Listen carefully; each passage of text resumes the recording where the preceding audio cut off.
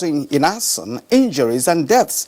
A statement by the Senior Special Assistant to the President on Media and Publicity, Garba Shehu, condemns violence and bloodshed for whatever reason as unacceptable and condemnable, especially when it is coming at the nation celebrates Easter with all the lessons of love and peace for humanity. The president also emphasized that violence has not and cannot be a solution to the resolution of misunderstandings amongst people. He noted that primary initiative for ending violence once and for all must originate from the local actors involved in these clashes. President Buhari further mandated a religious group which has successfully been stitching up broken relationships between several communities in Plateau State to work with security agencies to take up the challenges of reconciling the communities in Kaduna, Taraba and Adamawa states. The president has also directed the National Emergency Management Agency, NEMA, and the National Commission for Refugees and Internally Displaced Persons to scale up their efforts in bringing succor to displaced people. Now, a special team set by the Nigerian Air Force has visited Kaduna State to investigate alleged bombardment of Durumbrum village during its operations in Zamfara State. The 7-man team, led by Air Vice Marshal Idi Gamsolubo and received on arrival at the Umaru Musa Yar'Adua International Airport by the Air Officer Commanding Special Operations Command, Air Vice Marshal Napoleon Bali, and Commander NAF 213 Forward Operational Base Kasina Group, Captain Hadi Shehu Ahmed. Lawal Ahmed Matazu has the report. Formation of the committee was against the backdrop of allegations by a newspaper publication against the Nigerian Air Force shortly after the deployment of its additional air power in the recently launched Operation Zapta Daji that was carved out of Operation Dramikia. The military operation was aimed at pounding and wiping out bandits from their hideout in the forests. Among the terms of reference of the team include reviewing footages of the operation and engaging critical stakeholders in Katsina and Zamfara states to ascertain the veracity or otherwise of the claims leveled against activities coordinated by the Nigerian Air Force in the fight against the bandits. Leader of the delegation, Air Vice Marshal Idi Gamsolubo, says the committee will leave no stone unturned in getting to the circumstances leading to the allegation. We are here to check into the alleged bombing of a place. If there was such an incident, the board will uncover it. So whatever is going on the pages of newspapers, we are here to bring peace to the land.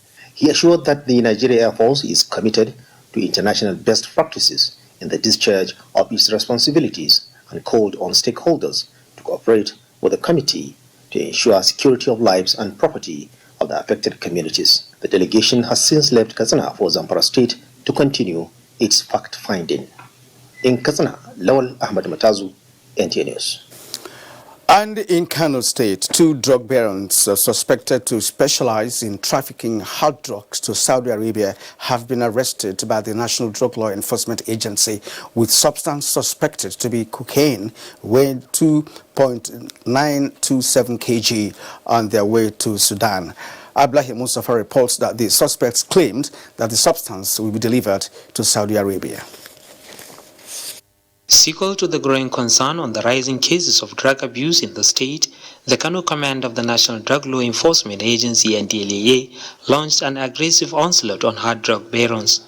This is to reduce to barest minimum drug demand by cutting the supply chain. The effort led to the arrest of 2 suspects, Abdul Abubakar Muhammad and Ibrahim Mustafa, as well as seizure of 2.9 kilograms of cocaine, the first of its kind in the command. All this as a result of the vigilance of the NDLA State Command and as a result of the shift from reactive kind of investigation to intelligence-led investigation, which is in vogue all over the world. In the first quarter of 2019, the Kano State Command of the NDLEA seized a total of 836.9 kilograms of drugs comprising cannabis, tramadol, khat and cocaine. Also arrested were 4 suspected armed robbers along Kano-Gorozo Road. In Kano, Abdullahi Mustafa, NTA News. The attention of the National Judicial Council has been drawn to an online newspaper and daily newspaper report stating that the council would meet next week to deliberate on the extension of the acting appointment of Honorable Dr. Justice I.T. Mohammed, CFR, as the acting Chief Justice of Nigeria. Contrary to the above, the council actually met on Thursday, 18th April 2019, and at the 88th meeting considered the approval of the request of President Muhammadu Buhari for the extension of the appointment of Honorable Dr. Justice I.T. Mohammed as the acting Chief Justice of Nigeria for another 3 months, and the council has since forwarded its approval to the President. Now away from judiciary matters, now to aviation, where the Federal Airports Authority of Nigeria, FAN, has reported what they say is a minor smoke incident that occurred at the equipment room of the new international terminal of the Nnamdi Azikiwe International Airport, Abuja, at about 3 p.m. Saturday. FAN says there is nothing to be worried about, as the incident was swiftly curtailed by the inbuilt fire detection and protection system at the new terminal that triggered automatically. Now, a statement by General Manager, Corporate Affairs FAN, Henrietta Yakubu, said that the building was designed and built with this protection system. The system comes up when it senses high ambient temperatures and sprays fire extinguishing agent.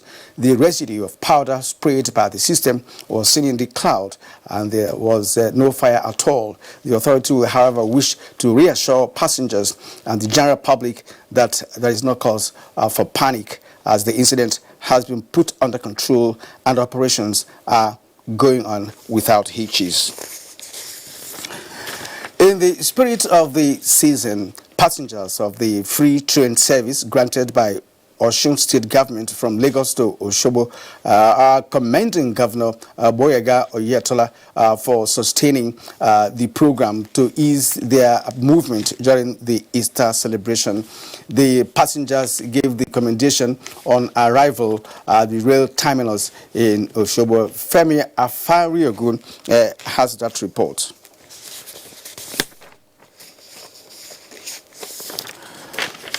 All right, now we may return to that story in the course of this bulletin. It's Easter, and Christians in Nigeria are receiving goodwill messages from across the country, urging them to keep the faith by imbibing the spirit of good neighborliness, peace, and unity in various Easter messages. Najatu Tijani has a compilation of them. Nigerians arose to a goodwill message by President Muhammadu Buhari, urging love, sacrifice, and forgiveness, which Christ embodied during his earthly ministry. He expressed sadness over communities caught up in a cycle of violence and encouraged Nigerians to unite against evil. The All Progressives Congress has felicitated with Christians at home and abroad on the joyous occasion of Easter, which commemorates the death and resurrection of Jesus Christ, a major cornerstone of the Christian faith. A statement by the party National Publicity Secretary, Lanre Isa Onilu, says the APC is urging all citizens, irrespective of religious affiliations, to imbibe the selfless attributes displayed by Jesus Christ in their relationship with neighbors and in their national life. Meanwhile, the prelate of the Methodist Church of Nigeria, His Eminence Dr. Kalu Uche, is asking Christians to use the Easter celebration to reflect on the humble and peaceful life and nature of Jesus Christ as Savior of mankind. In his message on the celebration, the prelate said the commemoration of the death and resurrection of Christ should bring joy and hope to Christians the world over. In the same vein, the Speaker of the House of Representatives, Yakubu Dogara, wished celebrants a God-filled Easter celebration and stressed that prayers and supplications would bring to life all that is dead in their lives, as salvation came to humanity because Christ defeated death. He expressed appreciation to Nigerians for their steadfastness and prayers, which have had immense impact on the peace, unity, and continued survival of the nation. Road users were not left out of the goodwill as Corps Marshal of the FRSC called for deep reflection on the need to show love to one another, especially while driving. According to FRSC Public Education Officer Bisi Kazim, Corps Marshal Oyeyemi's Easter message enjoined Nigerians to take advantage of the spiritual benefits of the season, which he said went beyond merriment. Naja'atu Tijani, NTA News. Thank you, Naja'atu. And now let's return you to the story on a free train service for Easter holidays. The wait for their loved ones who are coming for Easter ran into the midnight, and few minutes later, the honk of the train brought smiles to their faces. This free train service has become a ritual arrangement by the state government for indigenes of Osun residing in Lagos to come home and enjoy the festive period with their people. This is the first time Akim Ogunwuyi will be enjoying the free train service. It was so lovely.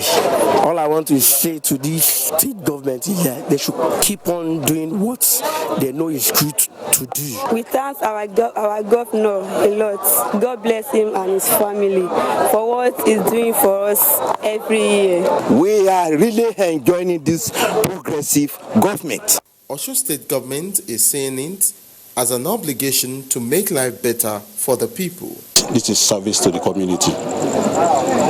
The government kept to his promise. Over 2,000 people boarded this from Lagos and they came in here. This free train service started during the last administration of Governor Rauf Aregbesola in the year 2011.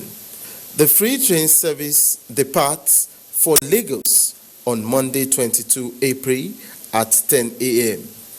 In Osogbo, Femi Afariogun, NTA News. Now, Muslims from all walks of life in the country have also been enjoined to live in peace irrespective of political affiliation.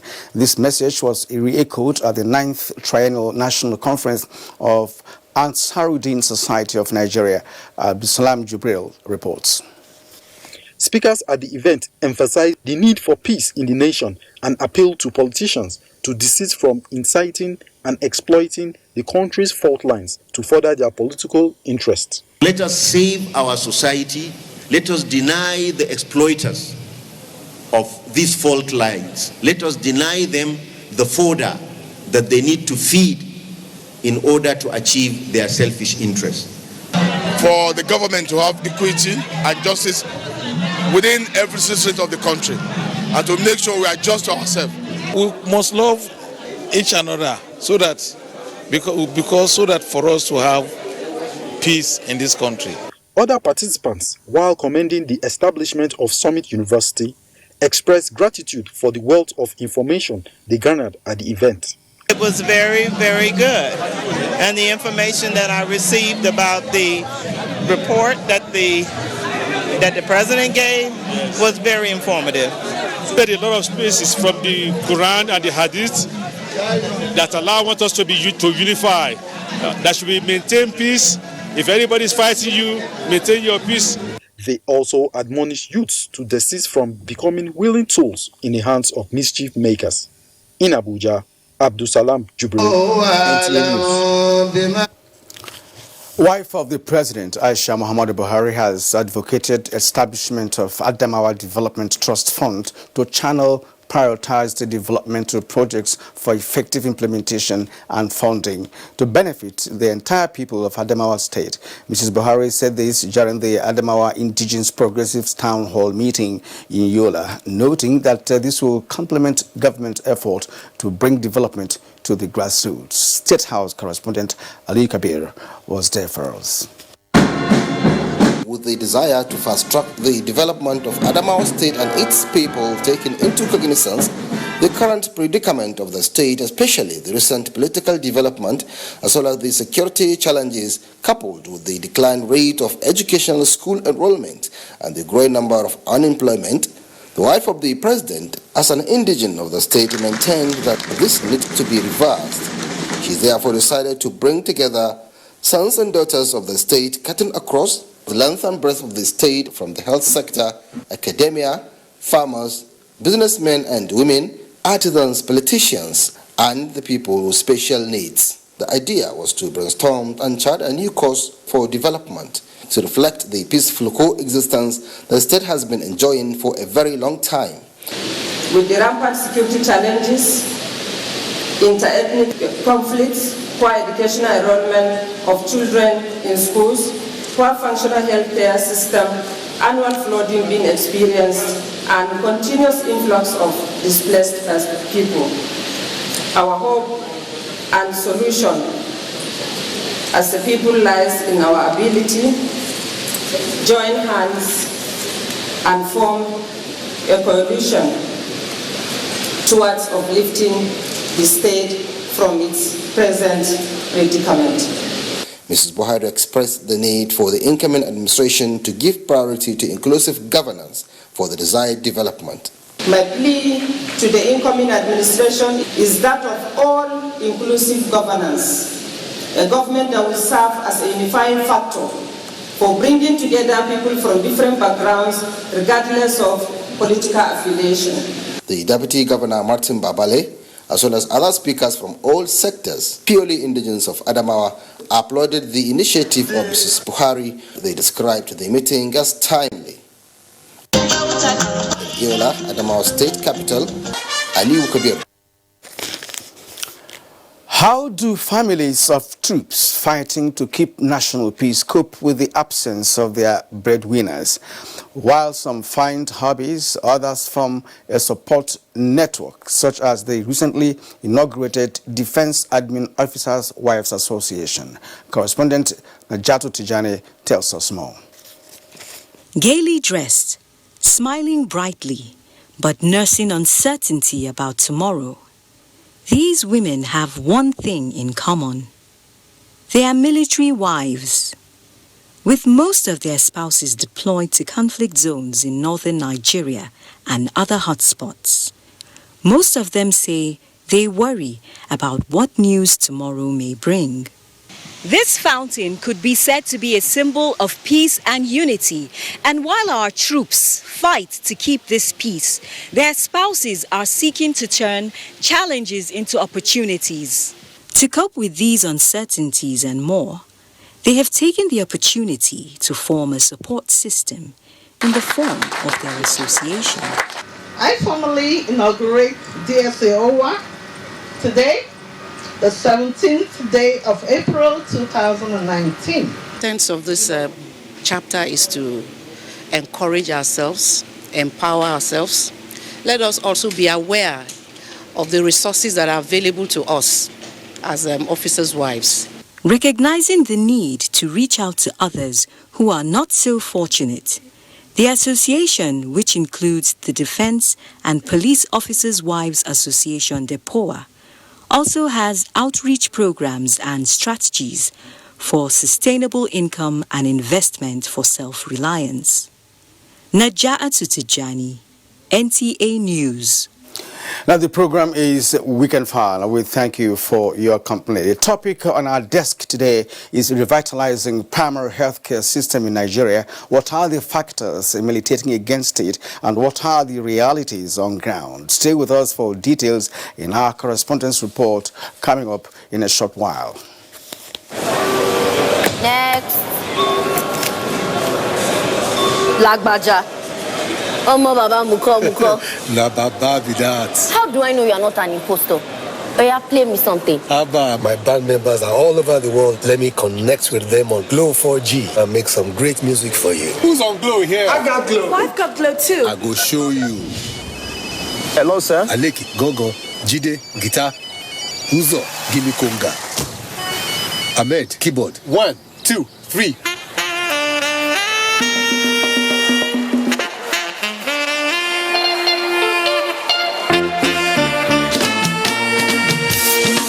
matter where you are in the world, rest assured, Glow has you covered. Glow August SIM, the unrivaled big boss of data. Upgrade to a 4G SIM for free and get 125% bonus. Also enjoy 25% data bonus on all auto renewals. Dial *777# to choose a plan. Happy Easter from the Federal Road Safety Commission. The Federal Road Safety Corps appreciates your compliance with road traffic rules and regulations and felicitates with Christian faithfuls on the Easter celebrations. In view of massive road construction and rehabilitations going on in the country, the Corps urges road users to obey road traffic signs and signals at construction areas and further plan your movements. Ensure that your vehicle is roadworthy to avoid breakdown on the highways. Avoid long talks, use of phones and other distractions while driving. Park safely and rehydrate if thirsty. Overloading of vehicles with persons or goods is dangerous for you and other road users. Avoid night trips. Limit speed when driving on unfamiliar roads. Occupants of front and back seats to fasten their seatbelts.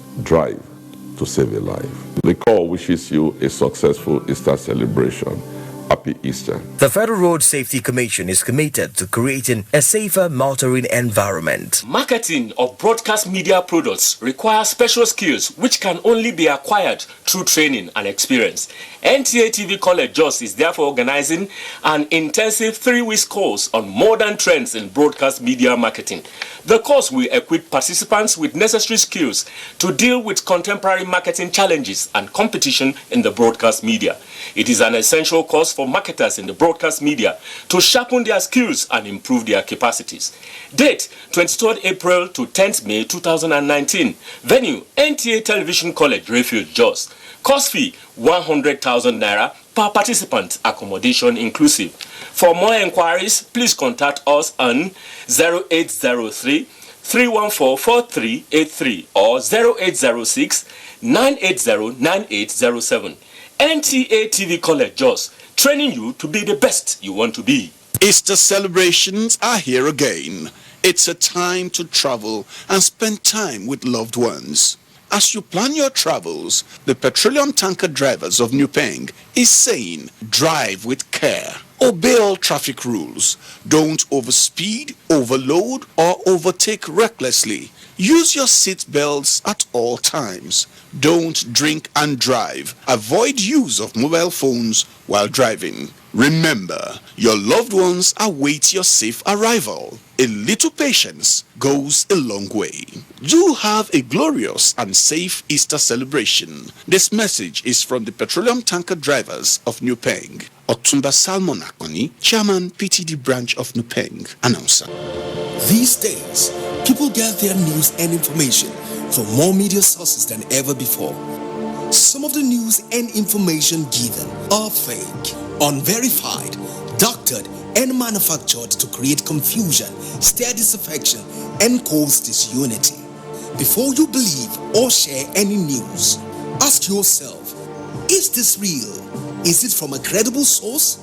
Is it verified or verifiable? Fake news is dangerous. Whether you do it for fun or for political gains, real people can get hurt. Fake news, don't create it, don't spread it. This is a public service announcement from NTA. You're welcome back. From Kaduna comes a report that the state government has strengthened 255 primary health care facilities across the state for effective service delivery. Ibrahim Bello Gunda reports that this has greatly reduced the burden of secondary and tertiary health institutions towards bringing effective and affordable health care services closer to the people. Worried by the poor delivery of primary healthcare governance and services in Kaduna State, the present administration of Governor Nasir Ahmed El-Rufai entered into strategic partnership with development partners like Dangote Foundation, Bill and Melinda Gates Foundation, Health Strategy and Development Foundation, among others, to strengthen primary healthcare delivery in rural communities. The state government also increased the health budget allocation in the state from 7.5% to 11.57%, as well as renovated and equipped almost all primary healthcare facilities in the state. All the nutritional services that have been given in the state is free of charge. The RUTF that is being provided in our health facilities, immunization program, and other treatment of minor elements that has been doing in all the facilities in the state is free. The whole idea was to create that synergy in healthcare service delivery to reach out the grassroots population. Another success story is that of primary healthcare under one roof policy by the state government, aimed at integrating all primary healthcare services under one authority for easy planning, training of health workers, and provision of drugs, among others. A lot of transformation in the facility. We have seen the renovations of the facility, the provision of equipment and supply. We also saw the installation of solar power.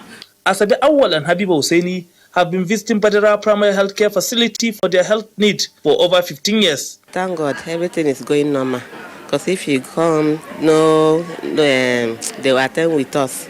With these changes brought by the present administration, especially to take primary healthcare delivery to its rightful place in the state, the residents of the state are waiting to see what government will do in the next 4 years. In Kaduna, Ibrahim Bello Gunda, NTA News. And our next report is coming from Benin in Edo State, where Goodluck Enaini reports on the outcome of the state government's investment in basic primary health care across local government areas of the state. Edo State government believes that access to qualitative, responsive, and efficient healthcare service at the primary health care remains the only way towards achieving universal healthcare. To achieve this, the state government began by gradually overhauling the primary healthcare systems by selecting 20 primary healthcare centers across the 18 local government areas of the state as pilot scheme. This is one of the 20 pilot projects we're working on to just ensure that we understand the issues and standardize the product or the facilities. We are securing them. We are ensuring that they have 24/7 electricity. Each facility must have water, borehole. And so in terms of the physical space, the physical environment in which the workers work and the patients are received, we want to make sure that they're clean and they are standardized. The scheme is built on several pillars, including human capacity, provision of technology and data, quality assurance, financing, and infrastructure of the healthcare system to provide a well-packaged preventive, curative, and rehabilitative healthcare services to the residents. We're going to be rounding up these 20 pilot PHCs in the very near future. Thereafter, we're rolling out 50 primary healthcare centers, which will be a standard PHC where people can access healthcare, especially those at the rural healthcare centers. It is the belief of government that success in this means a lot for the tertiary healthcare sector. In Benin, Goodluck Enaini, NTA News. And from Akure, Olajide Bello examines the contributions of development partners towards complementing Ondo State government's effort in enhancing qualitative healthcare system at the grassroots. Ondo State government scaled up health investments per capita health expenditure of $12 as against the $34 recommended by the Macroeconomic Commission on Health in line with Millennium Development Goals. The shortfall is being complemented by allocation from Federation account, voluntary organizations and health insurance. Give me great pleasure to commission this equipment for the use of our people in Ondo State and those who are not from here who might want to take advantage of our primary healthcare centers. The over 500 primary healthcare centers spread across the 18 local government areas of the state have been fortified under the one roof policy and harmonized monitoring team as feedback mechanism. A lot of renovation is taking place in our primary healthcare centers because we want to make them standard. African Development Bank is one of the primary healthcare scheme partners in the state. Recently, we are about finishing arrangement between the state and the African Development Bank. They want to support us in the area of management and prevention of malaria. The last aspect was development of a minimum service package for primary health care services that had just been completed. UNICEF play a very important role in the development of that document. They funded it. We provided the counterpart funding for the development of that minimum service package. For primary health care to be at optimum performance in the state, experts say there is need for more concerted effort from key players within and outside the health sector and continuity of government health policies. From Akure in Ondo State, Olajide Bello, NTA News.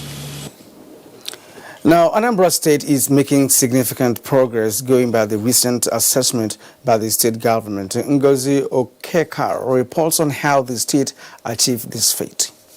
With the inception of Governor Willie Obiano's led administration 5 years ago, the state has witnessed a massive improvement from 3 facilities per local government, 63 in all, to a minimum of 150 at the moment for maternal and child health care delivery, immunization and other health care services.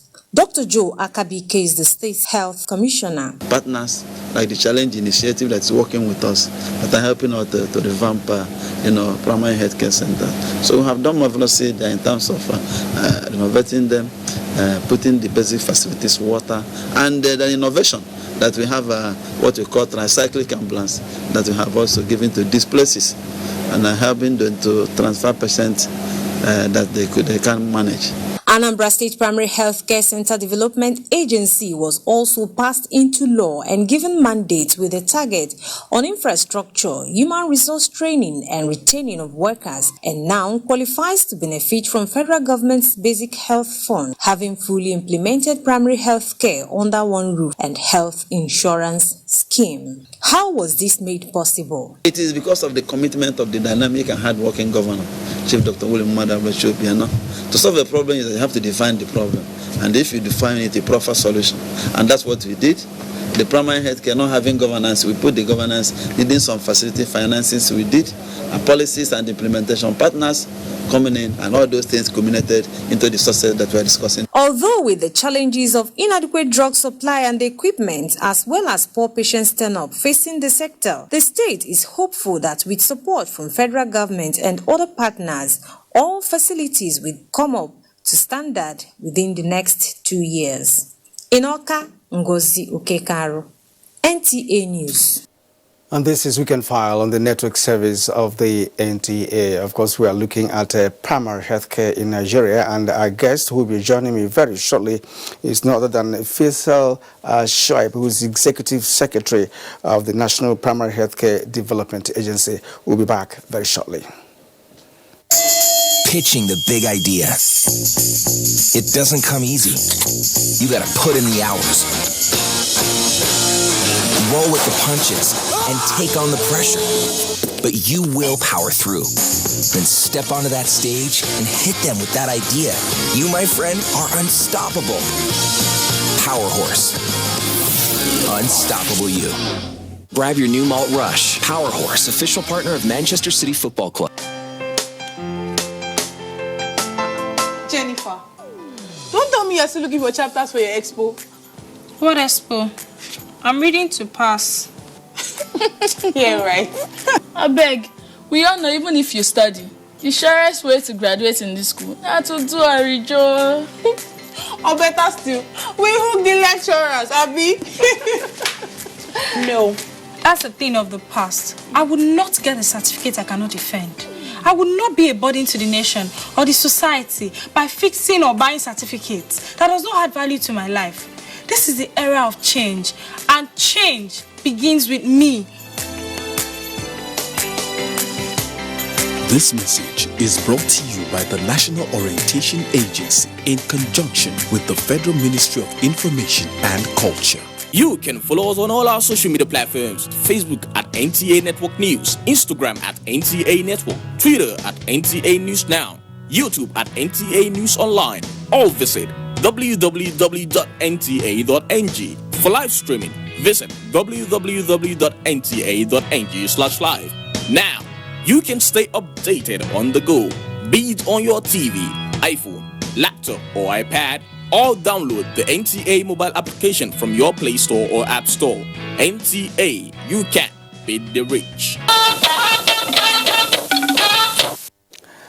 And now with me is, of course, the Executive Director of the National Primary Healthcare Development Agency in the person of Dr. Faisal Shoaib. Dr. Shoaib, you're welcome to Weekend File.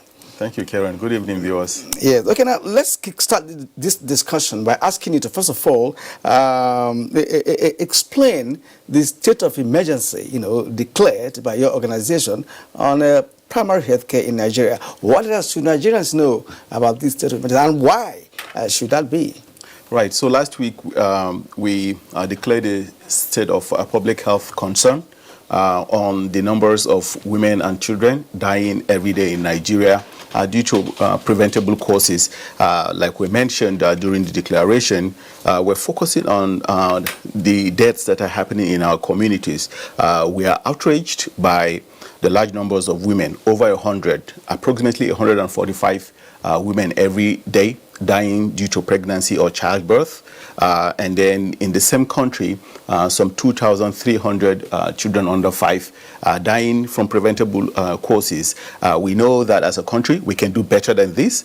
This is why, in collaboration with the Federal Ministry of Health and the leadership of the Honorable Minister of Health, Professor Adewale, we said enough is enough. We have to do things differently because we cannot continue doing the same things and expect different results.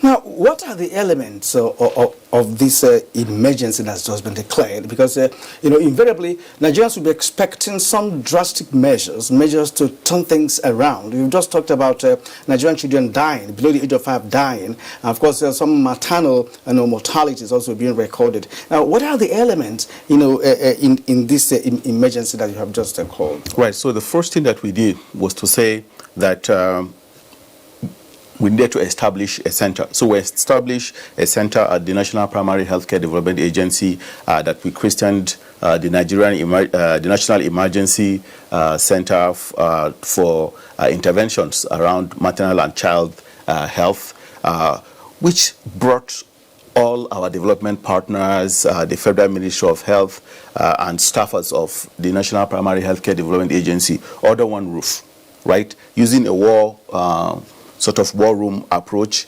We said instead of the fragmented efforts, development partners will bring, donors will bring, and then different state governments will sort of act in ways that were not cohesive. We said this is one time when we have to now begin to look at, of all the various interventions that we've applied in the last few decades, some of them have worked very well. Some of them have not, right? So which are the solutions that have worked and which ones haven't worked?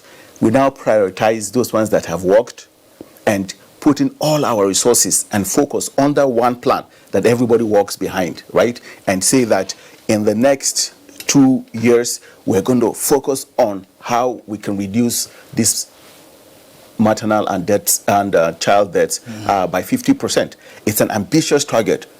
But we believe that Nigerians have to be ambitious when it comes to reducing the number of women and children dying. There's nobody that doesn't know a woman, a neighbor, an aunt, a cousin who has died as a result of childbirth. That is not acceptable given our level of development, given the capacities within Nigeria. So yes, we've set up a center, but apart from that, we're also mobilizing resources to say that these resources will now be managed in a way that is transparent, in a way that ensures accountability. If any woman dies anywhere, working with our traditional institutions, our traditional leaders, our religious leaders, we're going to be asking questions. Why did this woman die? Did she die from perfectly preventable causes? If that is the case, who is to be held accountable for this woman's death, this child that has died? Why is this happening in Nigeria? We haven't been having these kinds of interrogation of these deaths in a very consistent way. We're going to change that. All right, looking at Nigeria as a nation, we have not lacked, in terms of capacity. But of course, what has been lacked over time and over the years, has been cohesion, and the commitment, the political will to get things done.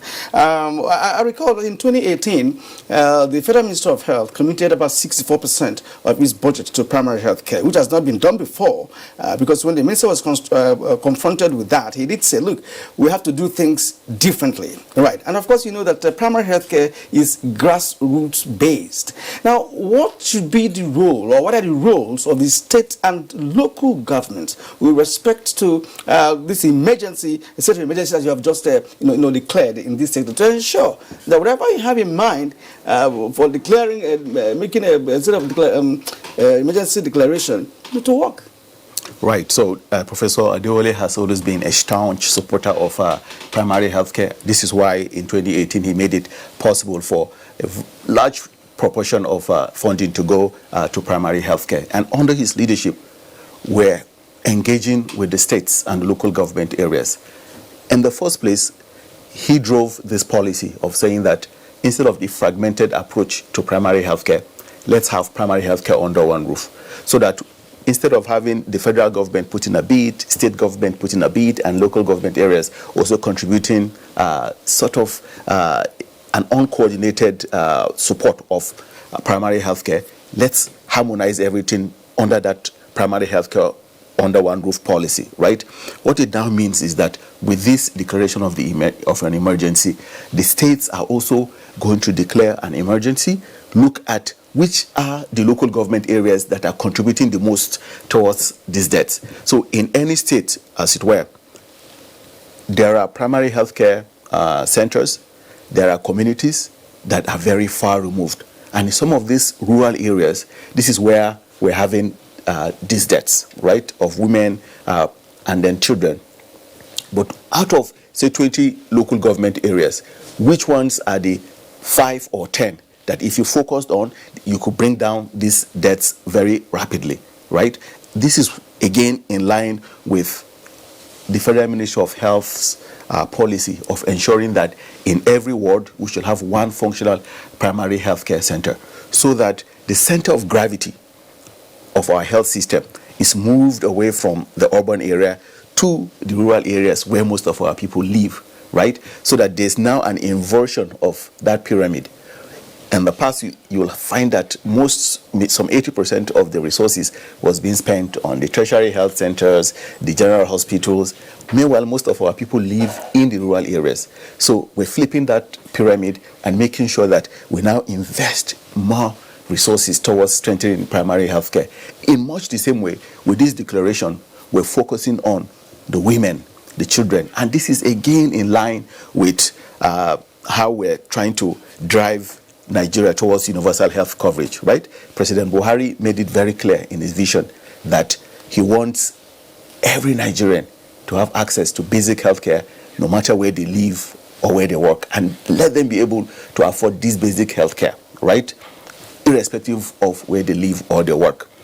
The Basic Healthcare Provision Fund is a combination of funds to support the functioning of primary health care and also the pooling of risks through the National Health Insurance Scheme, so that the weak will get funding because the rich and the stronger people can contribute to that funding.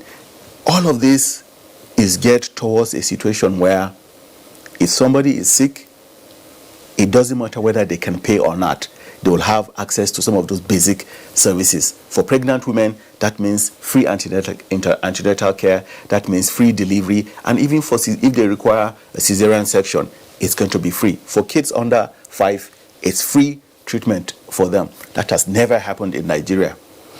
Okay, right. I know that health is on the concurrent list, the legislative list, right? And the states also they have their own health programs, right? But how are they keen into this primary health care? Because in one of the reports, we had our correspondent saying that the state is also expecting some funds from the federal government. How does the synergy work between federal government and state government on the issue of primary health care delivery? Right. So from the national budget, right, there are funds that are committed to supporting primary health care. in the states. But for the most part, the expectation is that the states will fund primary health care under the primary health care under one roof, right? So they will also move staff from the local government areas to the state primary health care boards, right? So with this amassing of funds in the center, we've been able to advocate and work with state governors, with commissioners of health, with the state primary health care boards, the executive secretaries, to see how we can ensure that in every ward there's at least one primary health care center that is functional. And like you saw in the report, a lot of states are buying into that, indicating, for example, in Kaduna, where you have 255 wards, they've been able to select which are the primary healthcare centers where they will invest funds, provide electricity, provide water, provide the right human resources. This is happening gradually all across the state, so that we all know what we're talking about when we talk about primary healthcare revitalization. All right. Well, that's all this issue of the lack of drugs, vaccines, equipment, facilities, at the centers. So how are you coping with that? And to add to that, we also know that international donor agencies are likely to provide some financial assistance to this. So is it happening? Right. So the issue of vaccine stockout is like stories of the past. We no longer have vaccine shortages. Everywhere you go, we have vaccines, at least vaccines for the routine immunization program. But we do have issues with availability of drugs, commodities in the primary healthcare centers. Again, this is where the Basic Healthcare Provision Fund, the 55 billion naira that has been made available in the 2018 budget, is supposed to go directly to the health facilities, so that the officer in charge is able to look at their consignment of drugs and be able to plan adequately locally to ensure that those drugs are available, right? In terms of the funding from the donors and our development partners, the Basic Healthcare Provision Fund, again, is not just funds from the federal government, but also we have donors contributing to that fund, right? They have a lot of confidence that if we're able to pull these funds in one place, then in a very transparent manner, we ensure that those funds go directly to the states and the health facilities, so that very little is left at the national level. In the past, once there's fund committed at national level to drive operations in the states and LGS, then there are issues around corruption. But what the Honorable Minister has done, working together with National Primary Health Care Development Agency and the National Health Insurance Scheme, is to ensure that we now have a model where very little remains at the center. It goes directly to the primary healthcare centers, where Nigerians can now begin to access better basic healthcare services. Kurudu is a suburb here in Abuja, and we hear that in Kurudu Primary Healthcare Center, there is no power. Of course, we don't have access roads to the place. And of course, when that happens, you also know that there may be lack of drugs in that primary health center. You have an idea about this? Right. So we are always advocating to our governors, to the ministers about the need to ensure adequate provision of funding for primary health care, right? The 2009 Abuja commitment is very clear that the federal government, state government should commit at least 15% of their budgets towards the health sector. The health sector is still underfunded. So the FCT should actually provide such a needed absolutely. It is for the Federal Capital Territory to do that, and we've seen that in the last few years, especially under the current administration, that there's been an improvement in the primary healthcare center, but we're not where we need to be, as it were. All right. Executive Director, we'd like to thank you and appreciate your comments on this very important topic, and wish you well as you get on with your state of emergency declared at the primary health care level. Thank you indeed for coming. Thank you for having me. All right. Executive Director, National Primary Healthcare Development Agency, has been our guest tonight. Dr. Shuaib has been here talking to us on primary healthcare. Once again, you are watching Weekend File. I'll be back in just a moment. James, bye.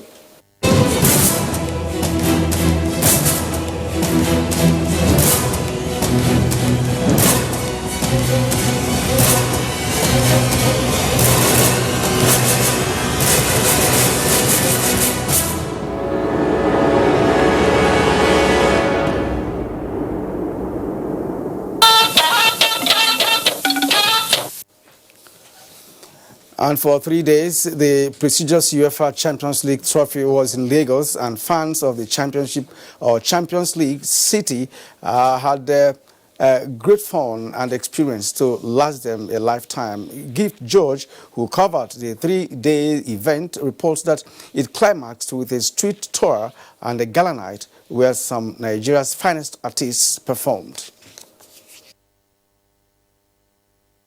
A Heineken UEFA Champions League trophy tour of the streets of Lagos took off on Maryland roundabout as bystanders stared in awe at the prestigious trophy. The journey continued through Mobolaji Bank Anthony Road, connected Okpebel Link Road to Allen Avenue, and then terminated at Alausa as fans ensured they kept memories of the lifetime experience. Wow, it's just one of a kind. Let me just put it that way. I'm so happy seeing it for the first time live, face to face. Heineken has been, they are a wonderful brand.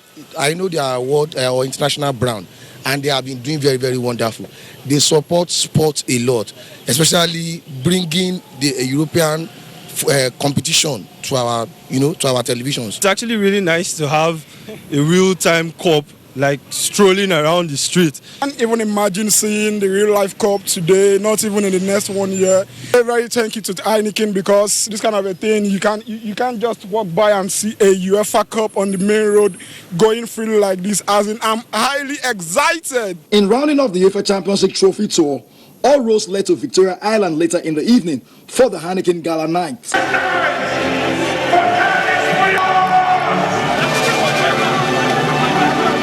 It was a moment to cherish for the fans as award-winning Nigerian artists Two-Face and Tiwa Savage lit up the stage. If I tell you say I love you, I beg, you don't go tell me to your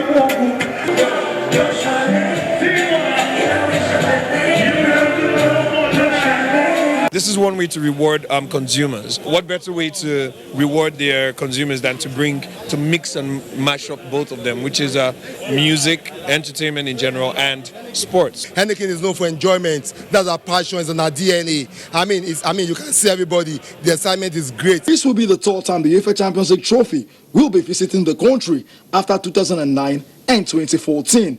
In Lagos, Gift George, NTA News. And now, Olumide Eguntola is our guide on sports update.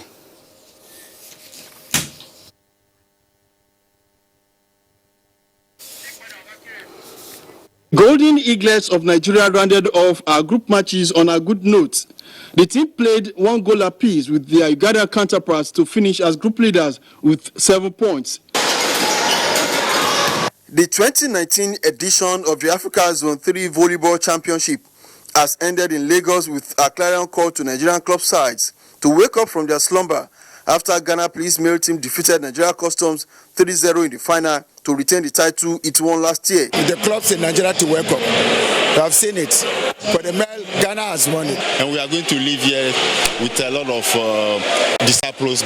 Nigeria Customs female team also defeated their fellow compatriots Nigeria Immigration Service 3-0 to emerge the new champion. In handball, President Nigeria Handball Federation Samuel Ocheu has assured Nigerians of springing up surprises in the various forthcoming continental and world handball tournaments. He said Nigeria's under-19 silver medal winning feat in Kosovo will further spur Nigeria to record more victories. This is the first time that Nigeria is coming second in any IHF organized championship, and so for me, I'm happy to be part of history. A Nigerian boxer based in Dubai, Lasisi Aliu, has added another feather to his cap, winning a gold belt in a 52.1 kilogram super flyweight contest held at Emirates Golf Club in Dubai, United Arab Emirates. He defeated his opponent Ricardo Blando via unanimous decision to emerge champion. Super flyweight champion, Aliu! Governors, so I can show what I have, what I'm bringing outside country in Dubai. It's appointed that this guy will go places. Lasisi is expected to be in Nigeria to present his new gold belts to the stakeholders as he did when he won the silver belt in 2018. With sports update, Olumide Eguntola, NTA News. Well, and that's how we conclude tonight's edition of Weekend File. We'd like to thank you for watching, and please join us again next week when we return with a fresh package of news, views, and analysis. From me and the operational crew, have a great Easter holidays.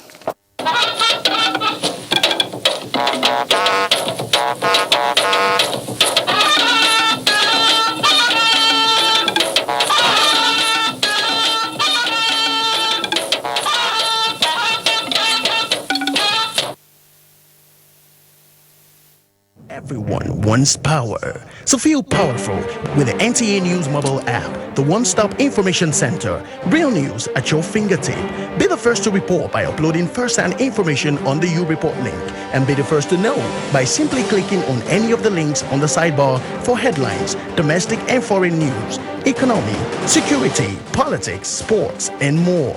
Stream live on your smartphone and tablets and stay connected. It's pretty easy. Simply download NTA News app from your Google Play Store and you're good to go. NTA News mobile app, your access to real-time information. You are watching NTA, Nigerian Television Authority. For more information and news updates, visit our website at www.nta.ng, or you can follow us on Twitter at NTA News Now, or you can like us on Facebook at NTA Network News. Stay connected on our YouTube channel at www.youtube.com/NTA News Online. Watch our live stream at www.nta